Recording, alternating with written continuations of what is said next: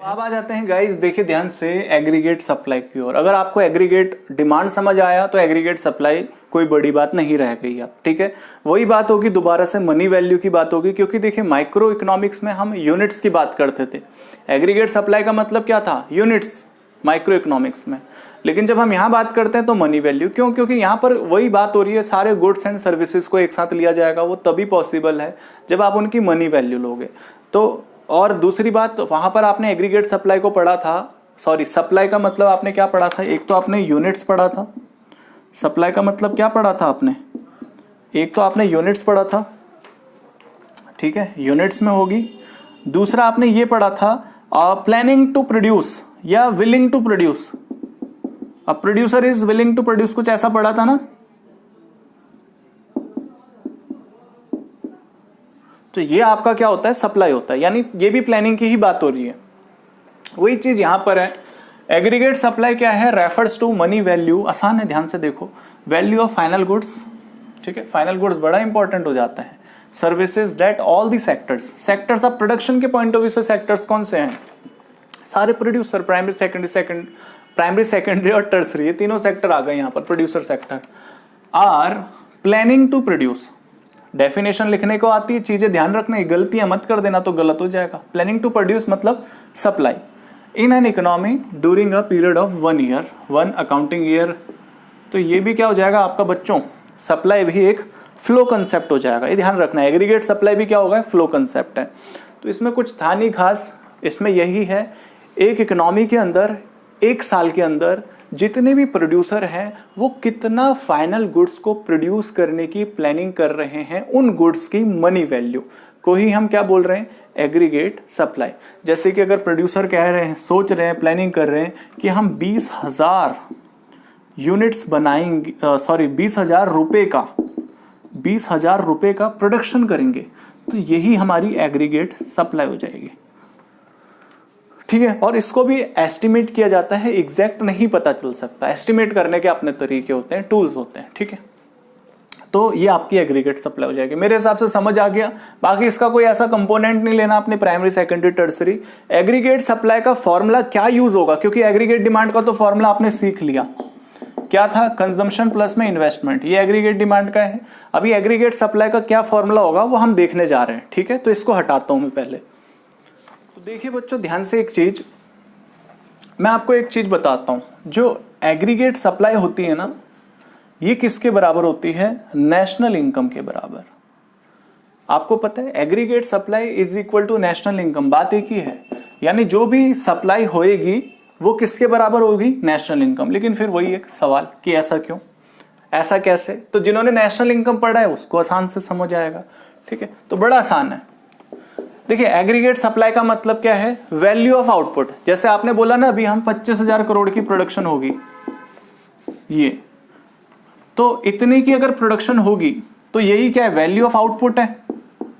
बोलो, value of output है नहीं है? जो प्लानिंग टू प्रोड्यूस हो रहा है, हम सोच रहे हैं कि 25,000 का प्रोडक्शन करेंगे, तो प्रोडक्शन करेंगे तो ये जो वैल्यू है ये किस में बटेगा? फैक्टर्स में बटेगा। प्रोडक्शन यूनिट किस में बांट देगी? अपने फैक्टर्स में, लैंड, लेबर, कैपिटल, एंटरप्रेन्योर में, इनमें बांटेगी। किस रूप में बांटेगी भैया? किसी को वेजेस देगी, किसी को इंटरेस्ट देगी, किसी को रेंट देगी, है ना, और एंटरप्रेन्योर को प्रॉफिट मिलेगा। समझ रहे हो ना? वही चीज है यहाँ पर लॉजिक। तो पहले लिखते हैं फिर मैं बताता हूँ आपको, इतना तो पहले आप जानते ही हो। वैल्यू ऑफ आउटपुट, ठीक है, मानते हो आप इस चीज को? Value of output, planning to produce, ये भी लिख सकते हो आप आगे। फिर क्या है? वैल्यू, थोड़ा और अगर अच्छे से लिखो इसको, वैल्यू ऑफ आउटपुट, ये किस में डिस्ट्रीब्यूट हो जाएगा बच्चों? किस में डिस्ट्रीब्यूट हो जाएगा? ये फैक्टर्स में, to the distributed to the, ये जो 25,000 कमाती है अगर फर्म, वो किस में डिस्ट्रीब्यूट करेगी? अपने फैक्टर्स में डिस्ट्रीब्यूट करेगी।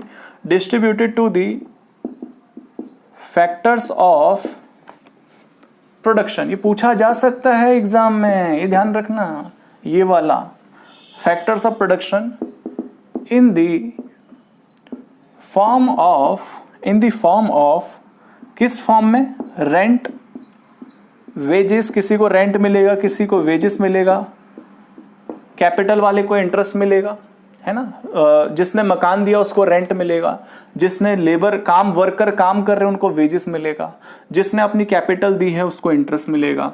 बाकी अगर मालिक है, मतलब जो रिस्क लेता है, रिस्क बियर करता है, उनको प्रॉफिट मिलेगा। तो 25,000 इस रूप में बट जाएगा फैक्टर्स में। मानते हो आप इस चीज को? बिल्कुल। तो value of output planning to produce, ये हमारा क्या होता है? ये तो एग्रीगेट सप्लाई है, और वही जो होगा वो किस में बट जाएगा? फैक्टर्स ऑफ प्रोडक्शन में बट जाएगा। किस रूप में? इस रूप में। और मेरे को एक चीज बताओ, इन सभी का अगर सम कर दूं, द सम टोटल, ठीक है, ये आपके ही बुक से हैं चीजें, तो एग्जाम में आती हैं। The sum total of these factors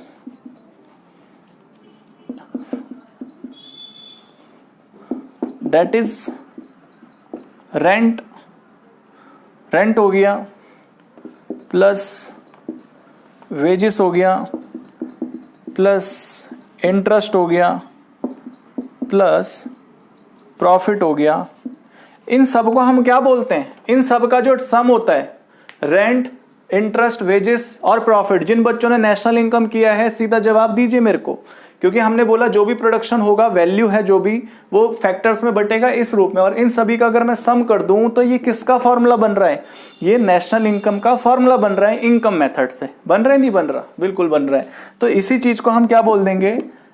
is termed as national income. तो प्रूव हुआ कि एग्रीगेट सप्लाई क्या होती है? नेशनल इनकम के बराबर होती है। ये चीज ध्यान रखना आप लोग, ठीक है बच्चों? कोई दिक्कत इसमें नहीं। तो ये प्लानिंग की ही बात हो रही है, ऐसा कुछ सोचना मत, ज्यादा कंफ्यूज मत होना। अब आगे आते हैं थोड़ा सा।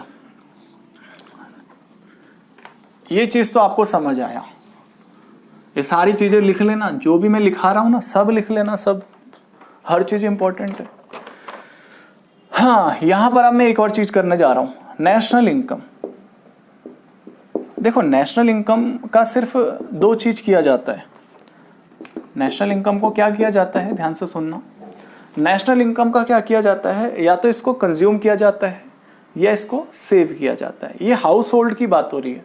नेशनल इनकम का मतलब यहाँ पर उस इनकम से है जो लोगों के पास आई है। रेंट, वेजेस, इंटरेस्ट इस रूप में लोगों के पास आ गई ना, आई नहीं है लोगों के पास।